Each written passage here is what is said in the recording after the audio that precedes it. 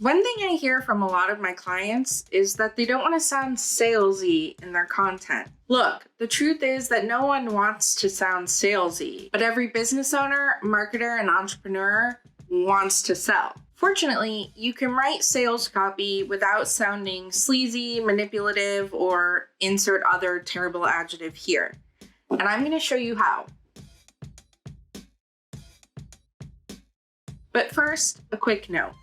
The goal of sales copy is to sell. So in this video, I'm not talking about relationship building content or educational content. I'm talking about copy that's sole purpose is to get someone to click that buy button. So think sales page versus website page, or sales email versus monthly newsletter. So if you need help with your sales page or sales emails or social posts, visit the DIY Copy Shop. You'll find the link down in the description. And if you use the code YouTube, you'll get 10% off your purchase of any sales templates that you buy to help you get started with your sales content. Now, let's dive into how to write sleaze-free sales copy. I'm going to give you 3 tips that I share with my clients and I use in my own work as a copywriter to write sales copy that doesn't feel sleazy. The first one is probably something you've heard before. Focus on the benefits and not the features. What does that mean? It's not about your product or service. It's about how your product or service solves a problem for the customer. So you want to make them the center of the story by focusing on the benefits they'll get from using your product or service. Focus on how you solve their challenge, how they transform from before they get started with you to afterwards. Even if it's a small transformation, it'll hit the spot if you're speaking to the right person.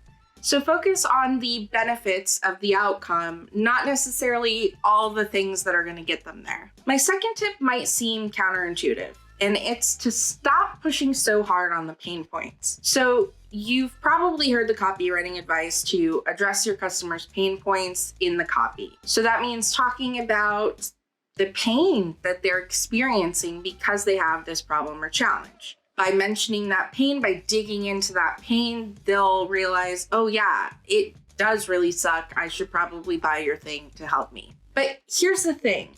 You don't have to make people feel like shit to get them to buy something that will solve their problem.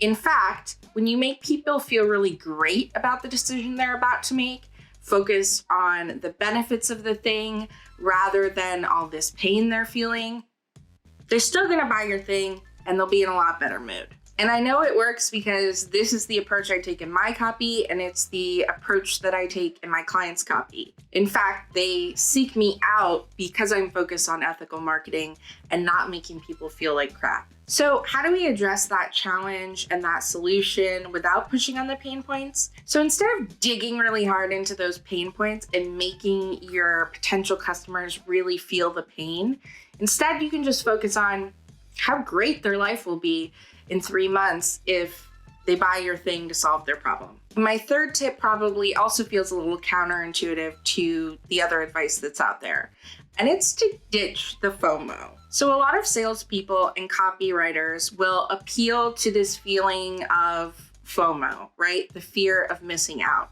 But by doing this, you can slip into a false sense of scarcity. What do I mean by that? Sometimes to induce FOMO, people will create deadlines that don't exist. For instance, they might say, the cart closes on Tuesday and I'll never offer this again, so you better buy now, even though they offer this thing every month until the end of time.